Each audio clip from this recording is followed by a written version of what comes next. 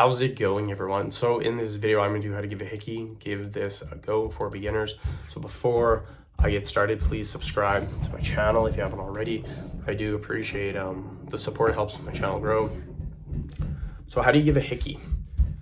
This is a direct question I got from a subscriber. They wanted to know. I actually get quite a few questions about the hickeys, so I thought I would make a video on it. To give a hickey, it's very simple. You take your lips, you suck on the neck area or whatever area you want to give the hickey. Most hickeys are on the neck because it's at eye level and the neck is visible.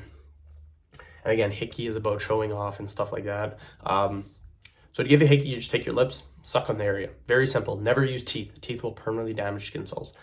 So seems very simple. Why are people unable to give other people hickeys? They don't do it for a long enough period of time. It takes a minimum of 60 seconds to give someone a hickey. So if you suck on the neck for 20 seconds, will not work.